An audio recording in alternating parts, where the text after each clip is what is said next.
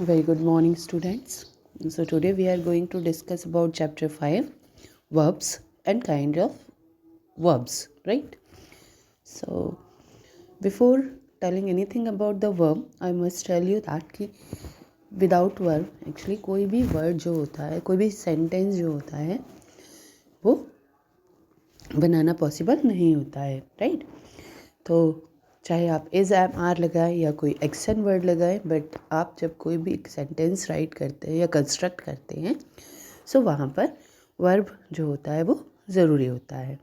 Okay, now let's see कि what does it mean by a verb. So a verb is a word that denotes an action और being और possession. तो वो words जो action show करें, ठीक है, जैसे रन, प्ले, गो.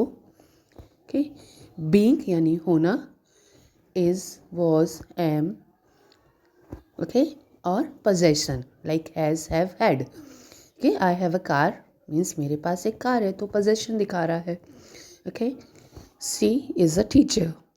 सो यहाँ पर आपको इज से पता चल रहा है that the girl is a teacher, right. And I play cricket. So यहाँ पर प्ले जो है वो एक्शन शो कर रहा है, राइट. तो वो वर्ड्स जो कि एक्शन को डिनोट करें, बीइंग या एग्जिस्टेंस को बताएं या पोजेशन को बताएं, वो सारे के सारे होते हैं verbs, right. Few examples are given here such as it will be hot tomorrow, right.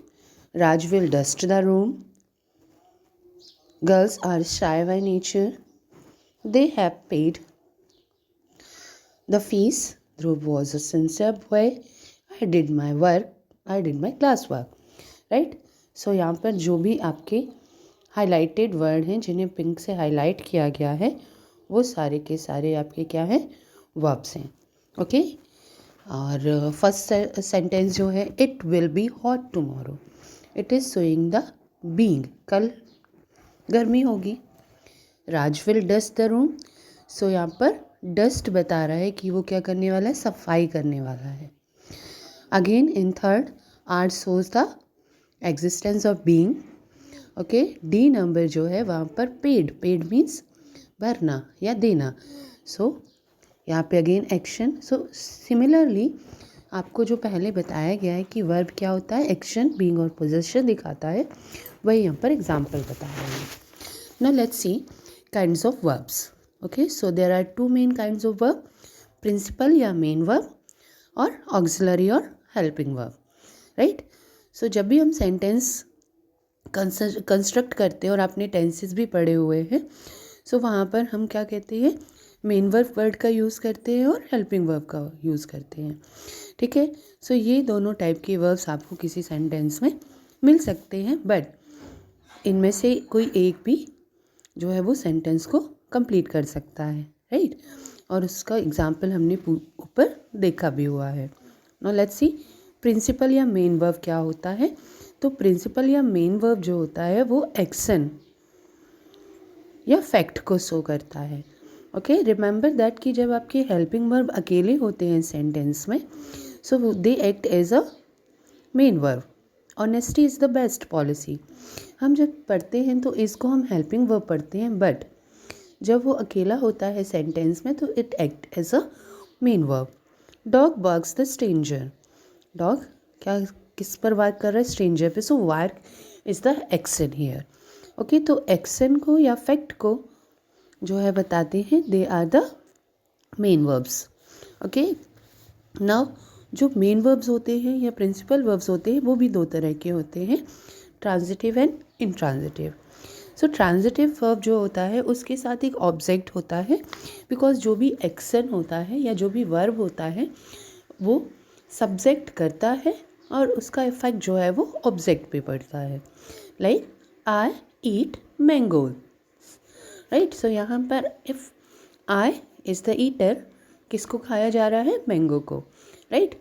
और वर्ब एंड ऑब्जेक्ट के बीच में क्या नहीं होता है, कोई प्रपोजिशन नहीं होता है, ठीक है. तो ये ट्रांजिटिव काइंड ऑफ वर्ब होते हैं. अगर हम वहाँ पर ऑब्जेक्ट नहीं लगाएंगे तो हमारा सेंटेंस जो है वो इनकम्प्लीट फील होगा.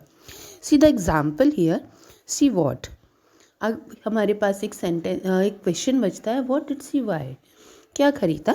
सो we can complete this sentence with she bought a cake और she bought a new dress. हम जो भी चाहें कॉम्प्लीमेंट ऑब्जेक्ट उसके अकॉर्डिंग दे सकते हैं। ओके, तो ये हो गया आपका transitive verb. Now see the intransitive verb. So intransitive verbs are the kind of verbs जिनके साथ ऑब्जेक्ट होना ज़रूरी नहीं है, राइट। लाइक आई स्लीप, मैं सो रहा हूँ। अब देयर इज़ नो क्वेश्चन, मैं कैसे सो रहा हूँ, मैं क्या सो रहा हूँ, राइट। सो जहाँ पर हमें किसी ऑब्जेक्ट की ज़रूरत नहीं होगी। ही स्विम्स, यहाँ पर भी वर्ब इंट्रांजिटिव है, इसका मीनिंग हमें क्लियर हो रहा है without the object also. Okay, now main verb जो है हमारे ट्रांजिटिव एंड इंट्रांजिटिव हो गए। अब इसके बाद जो है वो लिंकिंग वर्ब मीन्स ऑक्सिलरी या हेल्पिंग वर्ब, राइट। तो ऑक्सिलरी या हेल्पिंग वर्ब जो होते हैं, what does they do, link a subject to a word और अ फ्रेज दैट डिस्क्राइब और identify the subject. Okay, so वो वर्ब्स जो आपके सब्जेक्ट को किसी वर्ड से या किसी फ्रेज से जोड़ते हैं उन्हें हम लिंकिंग वर्ड्स या लिंकिंग वर्ब्स कहते हैं, ठीक है। इनके पास डायरेक्ट ऑब्जेक्ट नहीं होता है। ओके, एंड क्यों नहीं होता है डायरेक्ट ऑब्जेक्ट, क्योंकि ये ट्रांजिटिव नहीं होते हैं। ओके, सो लेट्स सी कि what the linking verbs do. First one, linking verbs are not action words. Linking verbs जो होते हैं वो एक्शन वर्ड्स नहीं होते हैं, right. She looked at me, it tells that कि व्हाट सी डिड, ठीक है। Like next is linking verb tell us what is the state, किसी चीज़ की कंडीशन क्या है। She looks tired, she is a nurse, right. And linking verbs are followed by an adjective, उनको हम adjective भी यूज़ कर सकते हैं in place of object. Okay, एक प्रोनाउन भी उसको फॉलो कर सकता है। मीन्स लिंकिंग वर्ब्स जो होते हैं उनके पीछे ज़रूरी नहीं है कि नाउन एज एन ऑब्जेक्ट आए, बल्कि उनके साथ में यानी उनको कॉम्प्लीमेंट देने के लिए कोई भी वर्ड्स जो है वो आ सकता है, whether it is a pronoun और it is an adjective, right. So these are the linking verbs, right. Now let's see the example. So here, point out whether the underlined verbs are transitive, intransitive or linking verb, right.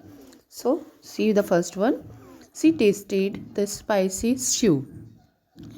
You can see कि tasted एक तो action word है, right, और उसके तुरंत बाद object भी आ रहा है। Next is the child spilt milk, it is also transitive. And rest I have marked that कि वो लिंकिंग है, ट्रांजिटिव है या इंट्रांजिटिव है। इसे आप रीड करेंगे and after that if you feel कि वो आपको समझ में नहीं आ रहा है then you can ask me. Now see the rest of the exercises. So यहाँ पर जो लास्ट वन है exercise C, that has been left for you. Okay, so right T for transitive, T, okay, और I T जो होता है वो transitive या इंट्रांजिटिव आपको देख करके बताना है। So you will make a sentence with the word जो यहाँ पर दिए हुए हैं, right. Like meet is there, run is there, push is there, swim, enjoy and open. तो जब अपन सेंटेंस बनाएंगे she will know whether an object is needed here और not. Okay, one more thing to remember is that कि आपका object जो होता है वो या तो नाउन होता है या नाउन इक्विवेलेंट होता है, राइट। उसके अलावा अगर प्रोनाउन, एडवर्ब, एडजेक्टिव आ रहे हैं so they are not the objectives, right, वो ऑब्जेक्टिव नहीं है। Okay, so this chapter is finished now. Read it carefully, कोई कन्फ्यूज़न है तो यू कैन आस्क मी।